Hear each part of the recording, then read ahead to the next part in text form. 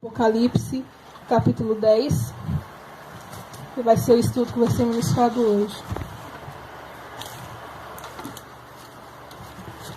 Apocalipse, capítulo 10. Amém?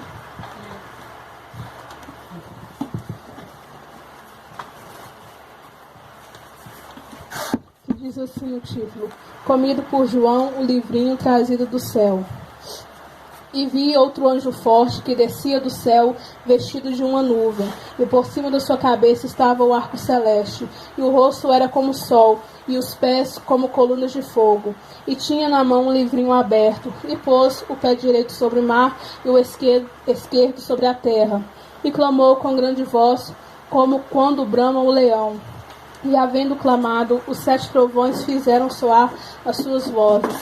E sendo ouvidas dos 7 trovões as suas vozes, eu ia escrevê-las, mas ouvi uma voz do céu que dizia: sela o que estes 7 trovões falaram, e não os escrevas. E o anjo que via estar sobre o mar e sobre a terra levantou a mão ao céu, e jurou por aquele que vive para todo sempre, o qual criou o céu e o que nele há, e a terra e o que nela há, e o mar e o que nele há, que não haveria mais demora. Mas nos dias da voz do 7º anjo, quando tocar a sua trombeta, se cumprirá o segredo de Deus, como anunciou aos profetas seus servos. E a voz que eu do céu tinha ouvido tornou a falar comigo e disse: vai e toma o livrinho aberto da mão do anjo que está em pé sobre o mar e sobre a terra. E fui ao anjo dizendo-lhe: dá-me o livrinho. E ele disse-me: toma-o e come-o. E ele fará amargo o teu ventre, mas na tua boca será doce como mel.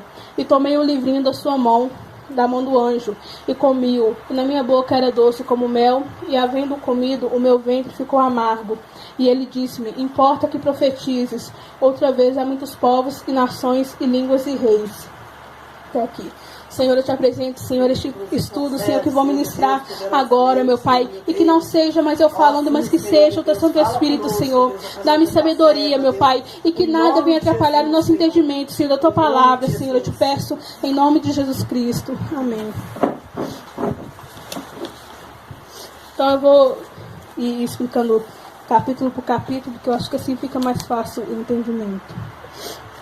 Então, começa dizendo aqui: e vi outro anjo forte que descia do céu, vestido de uma nuvem. Então começa aqui o relato de João, começa dizendo que ele viu outro anjo forte. Então quer dizer que ele tinha visto antes um anjo forte também. E esse anjo forte, o primeiro anjo forte que aparece, está lá em Apocalipse 5:2.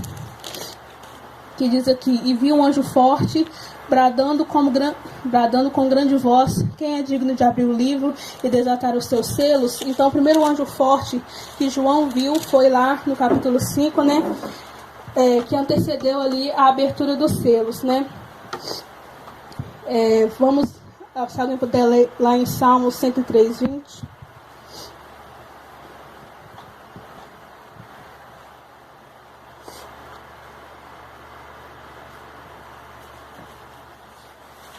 Bendizei ao Senhor, vós anjos seus, poderosos em força, que cumpres as suas ordens, obedecendo a voz da sua palavra.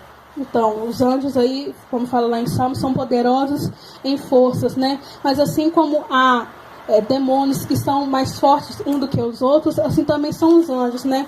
Alguns são mais fortes do que os outros. E nesse versículo aí, João especificou que esse era um anjo forte, né? Mais forte do que os outros, né?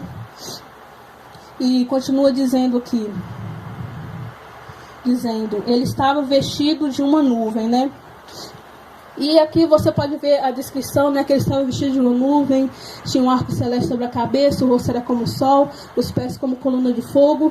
E há muitos estudiosos que veem grande semelhança desse anjo com a própria descrição de Jesus Cristo lá no capítulo 1. E há pessoas que afirmam que este anjo forte é Jesus Cristo. Mas há bastante, na mesma há evidências, né, que são semelhantes a Jesus Cristo, mas também há detalhes desse anjo que afirmam que ele não pode ser Jesus Cristo, porque, como começa dizendo aqui, vi outro anjo forte, né? Então quer dizer que João já tinha visto um anjo forte, como eu li ali, tá lá em Apocalipse 5. Mas aquele anjo, o primeiro anjo que fala, não é Jesus Cristo, porque Jesus Cristo está mais para frente ali no capítulo 5, especificado como Cordeiro, que é digno de abrir os livros, abrir os selos, né? Então, como o João já viu outro anjo, não tem como esse anjo ser Jesus Cristo, porque senão ele estaria comparando esse anjo do capítulo 10 com o anjo do capítulo 5. Então, isso aí já é uma evidência que não pode ser Jesus Cristo. Também a outra evidência é que no Apocalipse, anjos são sempre anjos. João sempre descreve, sempre que a palavra anjo aparece em Apocalipse, são sempre descrevendo e se direcionando a anjos. A palavra anjo aparece mais de 71 vezes no livro de Apocalipse, e todas essas vezes são aí direcionadas somente a seres angelicais, não a Jesus Cristo ou ao Senhor Jesus, ou a Deus, né? Também no livro de Apocalipse, Jesus nunca é referido como anjo. Ele tem diversos nomes aqui que João direciona para a pessoa de Jesus, mas nenhum desses são anjos. Esse anjo também ele não recebe adoração. Como vocês podem observar aí, João em nenhum momento adorou ou se prostrou diante desse anjo, e não há nenhum relato que os outros seres ali no céu se prostraram diante desse anjo. E também no Apocalipse, ele nunca confunde o Senhor com seus emissários que descem à terra, né? Então isso aí são as evidências, né, que apontam que esse anjo não era Jesus Cristo, era somente um anjo poderoso, e tinha semelhanças com Jesus Cristo, mas isso é mais por ele ter vindo de Deus, né? Por ele ser de Deus, então ele tinha várias características aí, que também essas características também acompanham, parte dessas características acompanham aí também os servos de Deus. Então agora vamos, pode falar. Esse anjo desceu é o anjo que apareceu a Moisés na sarça, é o anjo da presença de Deus. Porque falou que esse anjo é muito parecido mesmo com o anjo que traz a presença de Deus. Então, ele aparece lá nas sarças, lá quando Moisés viu a sarça pegando fogo, e ele falou: tira a sandália de seus pés, que é a terra santa. Uhum. Eu já vi várias pessoas pregando a respeito desse anjo. É um anjo que traz a presença de Deus. É como o primeiro secretário de Deus. Hoje ele traz a presença de Deus, assim, ele tem esse aspecto. Ele é diferente dos outros anjos. Ele aparece poucas vezes na Bíblia. Porque, como pode observar, ele tem várias características semelhantes de Cristo, até como lá no Apocalipse 1, mas são mais características, né, que esse anjo tem. Então começa dizendo aqui que ele descia do céu, né? Então João, ele teve essa visão numa parte mais baixa, né? Então provavelmente ele estava na terra e viu esse anjo descendo do céu, né? Na visão que ele teve. E aqui diz que ele estava vestido de uma nuvem. Esse vestido de uma nuvem é algo simbólico, né? Na Bíblia, que geralmente costuma relacionar a presença de uma nuvem com a presença de Deus, né? Às vezes uma nuvem era símbolo visível da presença de Deus, principalmente lá no Velho Testamento, com o seu povo, principalmente relacionado ao tabernáculo e ao templo. Vamos ler um exemplo bem claro disso lá em Êxodo 40, capítulo 34 ao 38.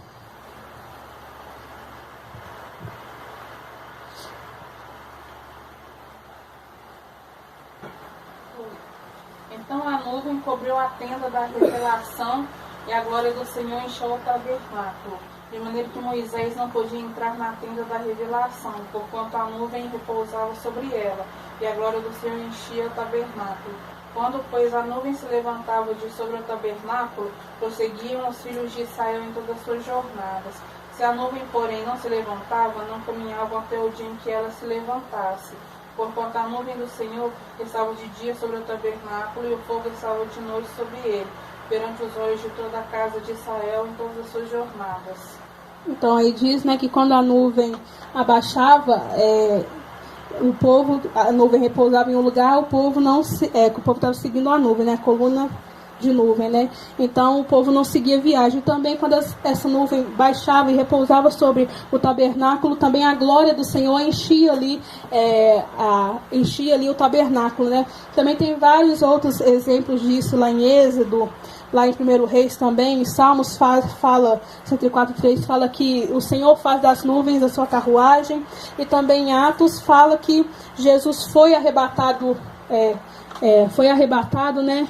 Uma nuvem recebeu Jesus quando ele foi arrebatado, e ele virá também sobre nuvens, né? Então, nuvem na Bíblia tem um significado da presença de Deus, né? É relacionado com a presença de Deus. Então, aqui na minha Bíblia fala que ele estava vestido de uma nuvem. Então, ele estava vestido da presença de Deus, vestido da glória, da presença de Deus ali, né? E continua dizendo: e por cima da sua cabeça estava o arco celeste. E que é outra característica desse anjo, né, que sobre a sua cabeça ele estava aí usando o arco celeste. Lá em Apocalipse 4 nós vimos, né, sobre a sala do trono de Deus, né, e lá também fala que o arco celeste está, né, sobre o trono de Deus. O que significa isso? Que mostra, né, a misericórdia de Deus, porque o arco celeste aparece antes dos trovões, né, dos raios, antes do juízo de Deus vem a misericórdia, né, que antes de Deus apresentar o juízo, a condenação para o homem, ele apresenta a misericórdia, ele dá uma oportunidade para a pessoa se arrepender, para a pessoa se voltar para ele. Se ela se arrepender, se voltar para ele, ele esquece o passado. Não importa o que ela fez antes, se ela matou, se ela roubou, se ela fez algo ruim, Deus esquece aquilo pela sua misericórdia. Mas se a pessoa continua persistindo no erro, aí sim vem o juízo de Deus sobre aquela pessoa. Então esse arco celeste aí nos mostra, né, a misericórdia de Deus, né, que Deus se lembra. Eu não concordo, eu acho que isso é um reflexo da glória de Deus. Por exemplo, nuvem, eu acho que não é nuvem, essas nuvens que a gente vê. A nuvem, Deus vem numa nuvem, não é nesse tipo de nuvem que está aqui. É um tipo assim, que a glória de Deus, a glória e o poder é tão grande que como é que fala? Não é refletir, na palavra certa não é refletir, que aquilo sai de dentro de Deus. E esse arco aí, se a gente for olhar para isso, é uma coisa maravilhosa, é um reflexo da glória de Deus. Ele é tão poderoso que isso se reflete à sua volta. Porque se a gente for ver, Satanás viu isso, e ele almejou fazer algo semelhante àquilo. Eu também quero estar ali, naquela posição, vou fazer, estar ali, perto do trono de Deus, vou fazer no Monte Santo, vou ser semelhante ao Altíssimo. Aí pensando que daqui Deus num trono, se assentado num trono, vestido de luz, e a glória e o poder de Deus é tão grande que reflete na sua volta. Aí forma os reflexos de arco, reflexo de nuvem, de fumaça, que muitas das vezes fala que as fumaças saíam, que o fogo saía do altar. Deve ser algo tremendo para a gente imaginar. É o reflexo da glória de Deus. Não são nuvens como essas nuvens que a gente está vendo aqui, parando. É outro tipo de nuvem. É porque o poder é tão grande que isso sai. Não, mas foi uma forma de João descrever, né? Uma nuvem. Pois é, mas é algo que não é uma nuvem, é algo que simboliza o poder de Deus, a glória de Deus saindo. Então vamos para outro aspecto aí do anjo, que o rosto era como o sol. Também é uma característica aí que João usou para representar Jesus lá no Apocalipse 1. E vamos ler lá E também, né, Moisés, ele também teve seu rosto, né, resplandecido quando ele falou com Deus ali no monte, né, que está lá em Êxodo 34, 33. A gente vê também quando os sacerdotes entravam no templo, eles tinham que se cobrir de óleo, se cobrir de pano, porque quando Deus descia, aquilo refletia neles. E o fato de Moisés também descer do monte com o rosto brilhante, quer dizer, que a glória e o poder de Deus é tão grande que não é qualquer pessoa que pode chegar perto. Que isso é como difícil de escrever aqui, mas você vê consome que a pessoa, passa. consome algo poderoso. E é por isso que no trono de Deus tem essas manifestações de nuvem, de arco, de fumaça saindo. É a glória, o poder de Deus que vai se expandindo. Abriu lá? Êxodo 34, 33. Assim que Moisés acabou de falar com eles, pôs um véu sobre o rosto. Então, o rosto de Moisés também resplandeceu quando ele falou com Deus. Mas por que o rosto de Moisés resplandeceu? A resposta lá em 2 Coríntios 3, do 7 ao 18.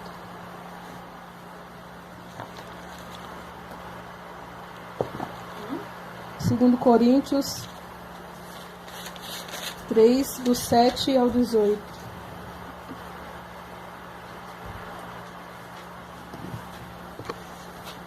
Ora, se o ministério da morte, gravado com letras em pedras, veio em glória, de maneira que os filhos de Israel não podiam fixar os olhos no rosto de Moisés, por causa da glória do seu rosto, a qual se estava desvanecendo, como não será de maior glória o ministério do Espírito?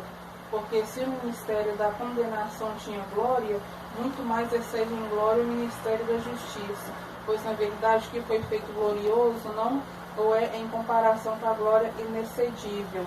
Porque se aquilo que se desvanecia era glorioso, muito mais glorioso é o que permanece. Tendo, pois, tal esperança, usamos de muita ousadia no falar, e não somos como Moisés, que trazem um véu sobre o rosto, para que os filhos de Israel desvaneciam, Não olhasse vivamente para o fim daquilo.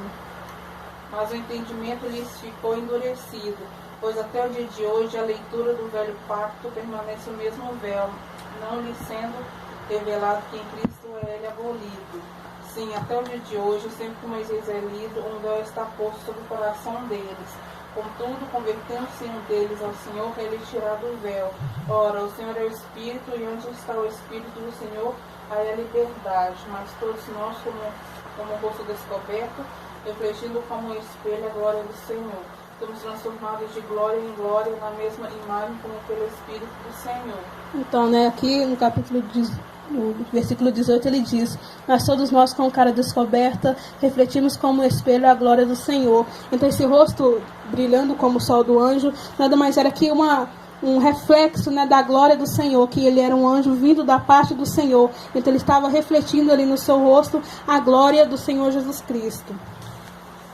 E continua dizendo aqui também, e os pés como colunas de fogo. Então, pés são o lugar, onde nos firmamos, E vamos ler lá em 1 Coríntios 3, acabamos de ler, Não, 1 Coríntios 3,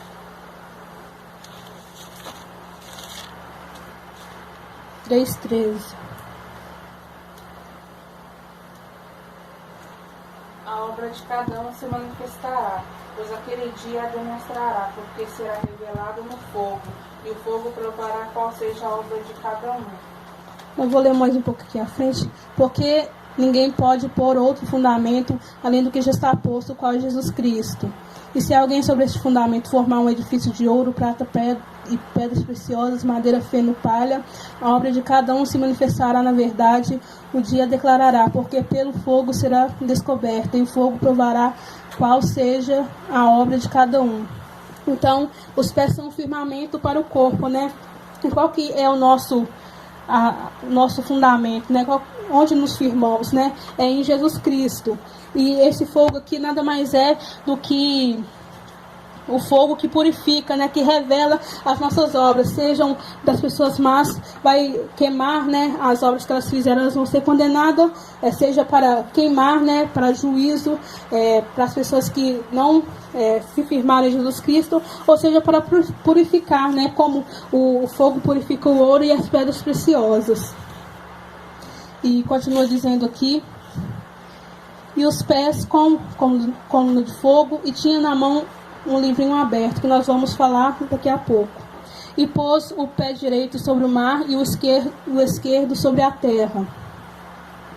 Então aqui, o pé direito sobre o mar e o esquerdo sobre a terra. Vamos ler lá em Atos 17, 31.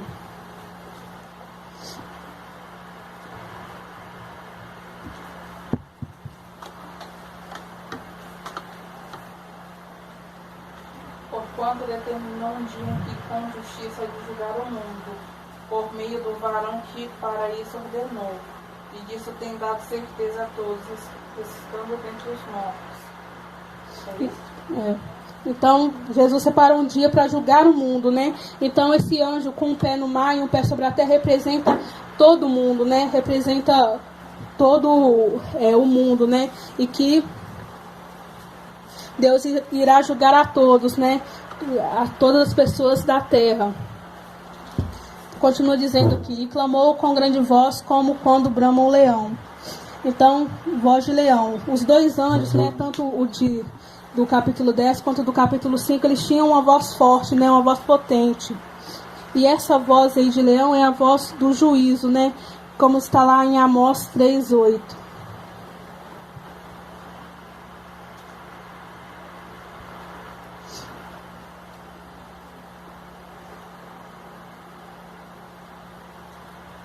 Bramiu o leão, quem não temerá? Falou o Senhor Deus, quem não profetizará? Então, né, Jesus Cristo ele já é, né, denominado como leão da tribo de Judá, né? Mas esse anjo rugir, né, aí como leão, primeiro vamos ver pelo lado humano, né? Que o leão ele ruge para impor temor aos outros animais e também para reivindicar alguma coisa ou território, né? Então aí o leão está rugindo, anunciando aí o juízo de Deus, né? E também para reivindicar, né, a terra como sendo sua, né? Porque o que você pode observar ultimamente são as pessoas se esquecendo de Deus e se esquecendo que essa terra não essa terra tem um dono, né? Um dono que comprou, né? Isso com preço de sangue. Então esse anjo ruge aí como um leão também, reivindicando o território, né? Que é a terra, e também para anunciar o juízo de Deus, né? Porque quando um leão ruge, todos os outros animais se calam, né?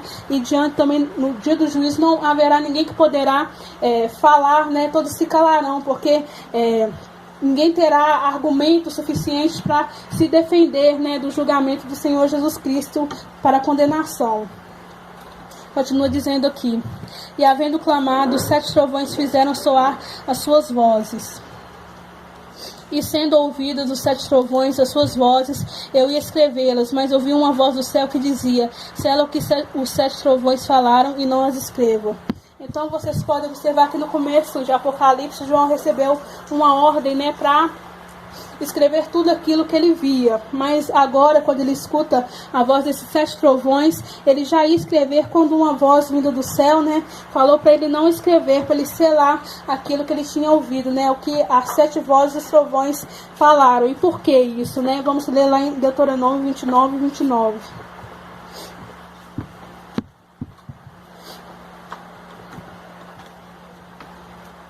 As coisas encobertas pertencem ao Senhor nosso Deus, mas as reveladas nos pertencem a nós e a nossos filhos para sempre, para que observemos todas as palavras desta lei. Então as coisas encobertas pertencem ao Senhor. Nós temos que ter consciência de que nem tudo o que vai acontecer, até mesmo o que está na palavra do Senhor Jesus Cristo, ele vai nos revelar, né? Nem tudo Deus quer que saibamos, né? Não sabemos o motivo do porquê Deus não queria que João anotasse, né, as vozes dos 7 trovões, né? Porque se ele ia anotar, significa que ele entendeu, né, o que as vozes estavam dizendo, mas nem tudo Deus quer que saibamos, né?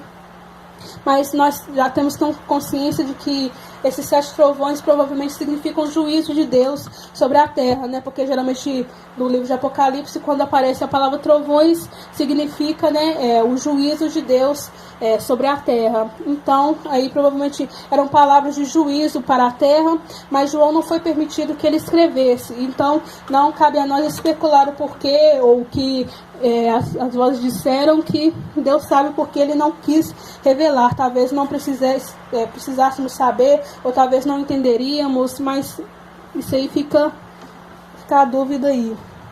E continua dizendo aqui, e o anjo que via estar sobre o mar e sobre a terra levantou a mão ao céu e jurou por aquele que vive para todo sempre, o qual criou o céu e o que nele há, e a terra e o que nela há, e o mar e o que nele há, que não haveria mais demora.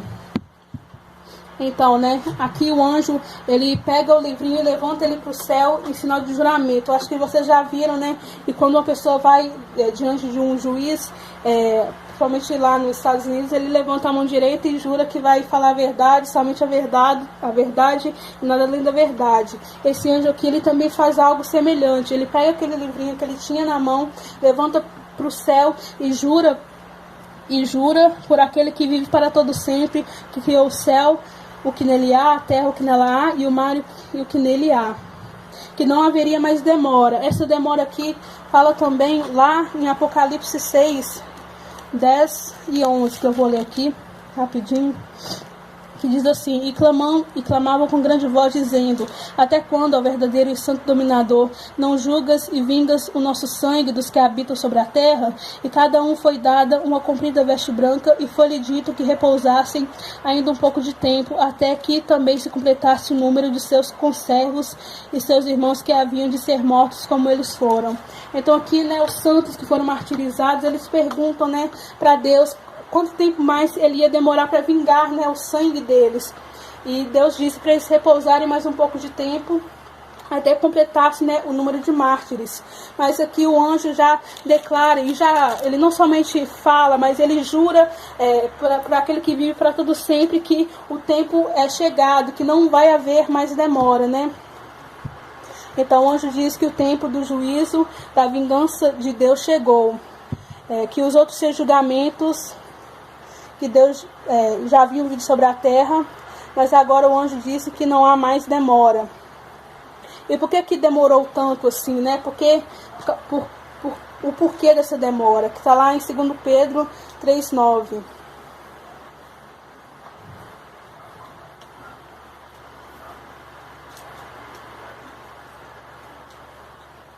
O Senhor não retarda sua promessa, ainda que alguns a tenham por tardia, porém é longânimo para convosco, não querendo que ninguém se perca, senão que todos venham a arrepender-se. Então, o porquê dessa demora? E às vezes as pessoas perguntam e questionam o porquê de Deus estar demorando tanto, que o mundo cada vez está pior, cada vez está caminhando mais para o buraco, e por que Deus não intervém, por que Deus não volta logo e acaba com tudo isso.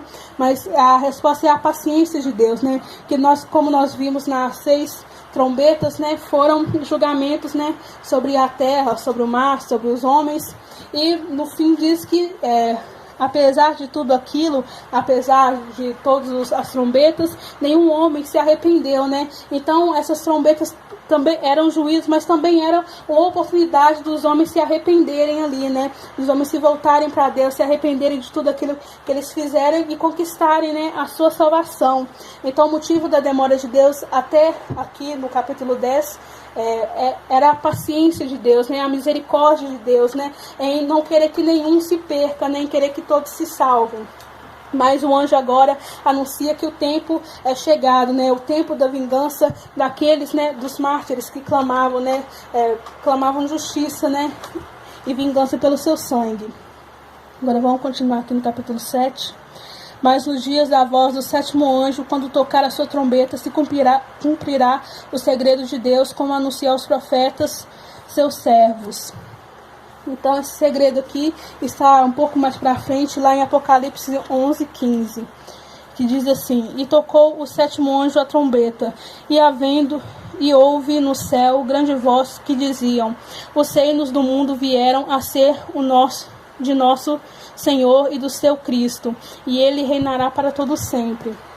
Então esse segredo nada mais é que a volta do Senhor Jesus Cristo, é a posse dele sobre o mundo, né? Sobre aquilo que já pertencia a ele. Como você fala lá em 2 Pedro também, né? 2 Pedro 3, se alguém puder abrir lá, 2 Pedro 3, do 3 ao 5.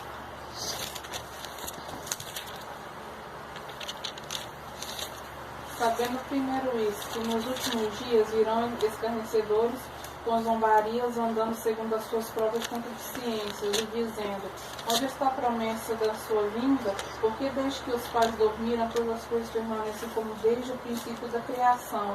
Pois eles de propósito ignoram isto, que pela palavra de Deus, já desde a antiguidade existiram os céus e a terra, que fora tirada tirada da água, e no meio da água subsiste. Então, né, diz que, né, os escarnecedores perguntam.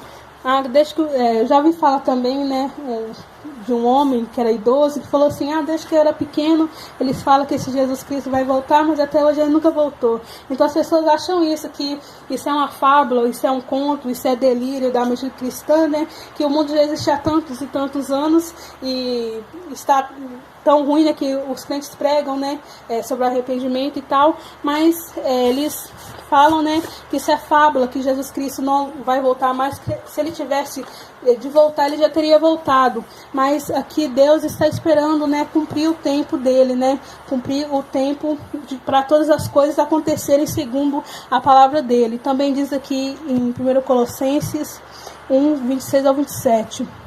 Um mistério que esteve oculto desde todos os séculos e em todas as gerações, e que agora foi manifesto aos seus santos, a quais Deus quis fazer conhecer quais são as riquezas da glória deste ministério entre os gentios, que é Cristo em vós, esperança da glória.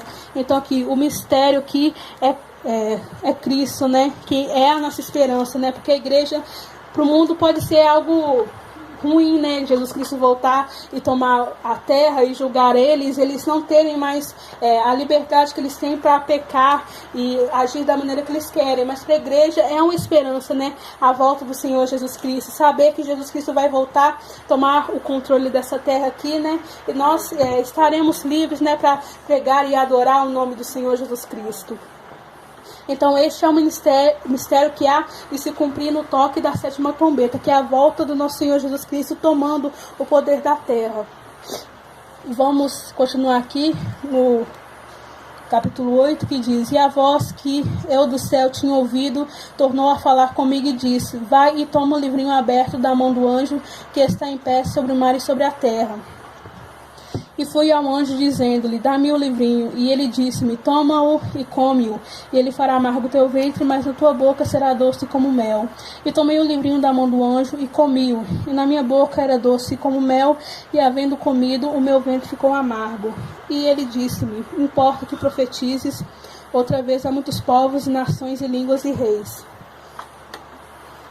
Então, muitos estudiosos falam que este livrinho aqui é aquele primeiro livro que foi selado ali, foi aberto, né, os selos ali no capítulo 5. Mas eu creio que não se trate aí do mesmo livro, né? Eu creio que seja somente uma parte, né? Contendo uma parte do propósito, né, deste livro maior aí que estava selado, né? Que só o Cordeiro poderia abrir. E diz aqui, né, que o anjo, né, a voz, né, falou com João: vai e toma o livrinho aberto da mão do anjo que está em pé sobre o mar e sobre a terra. E fui ao anjo dizendo-lhe: Dá-me o livrinho. E ele disse-me: Toma-o e come-o. E ele fará amargo o teu ventre, mas tua boca será doce como mel. Também há outros relatos na Bíblia, né, de pessoas que comeram o livro, como Jeremias, né, e Ezequiel. Vamos abrir lá em Jeremias 15, 16.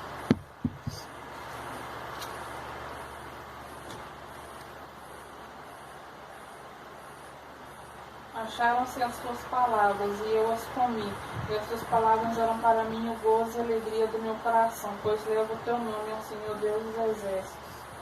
Então, Jeremias diz que comeu as palavras, e aquelas palavras eram alegria, né, para o coração dele. Também fala lá em Salmos 19, do 7 ao 10. E alguém abre lá em Salmos 119, 103.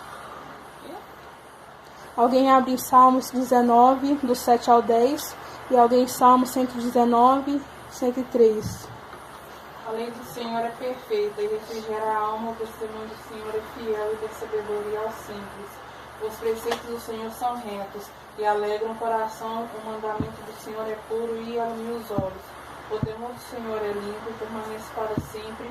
Os juízos do Senhor são verdadeiros e inteiramente justos. Mais desejáveis são do que o ouro, sim, do que um couro fino, e mais doce do que o mel, e o que gotejo dos favos. Então, os preceitos do Senhor são mais doces do que o mel, falou o salmista aí. Agora eu vou ler outra palavra. 119, você lê qual? Você lê qual? 119. 119 e 103.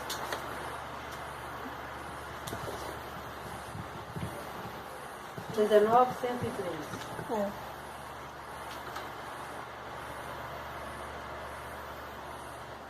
Ó, quão doces são as tuas palavras ao meu paladar, mais doce do que o mel, a minha boca. Então, e as palavras, né, o salmista disse mais uma vez que as palavras do Senhor são mais doces do que o mel na boca dele. Assim como diz aqui pra frente, né, que o anjo mandou que ele comesse desse livrinho, né? E diz que ele faria doce a sua boca, né, como mel, mas faria amargo o seu ventre, né? Então aqui, João, o anjo mandou João comer aquele livrinho. Então havia um conteúdo tão importante dentro daquele livrinho que não bastava somente João lê-lo ou analisá-lo. João tinha que devorar aquele livrinho, né? Ele tinha que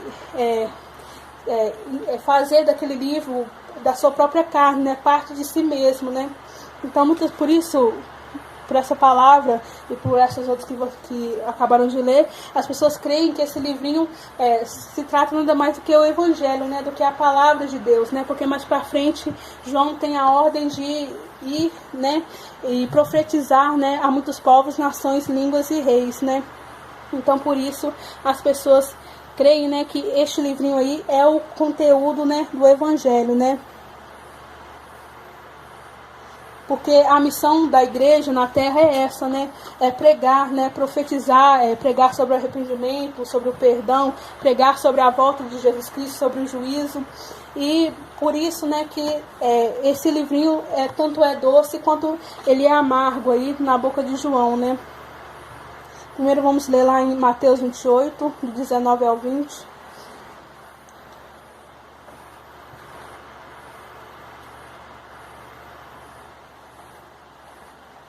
Portanto, ide, fazer discípulos de todas as nações, batiza-os em nome do Pai, do Filho e do Espírito Santo, ensina-os a observar todas as coisas que eu vos tenho mandado, e eis que eu estou convosco todos os dias, até a consumação dos séculos. Então, né, a missão da igreja é essa, né, ir e profetizar, né, ir pregar a todos os povos, nações e línguas, né, independente de quem seja, independente se a pessoa acredita ou não, a missão da igreja é ir pregar, né, por isso que essa missão às vezes pode ser doce ou pode ser amarga, né, porque a palavra de Deus em si, ela é doce, né, mas ela tem implicações que podem ser amargas, né?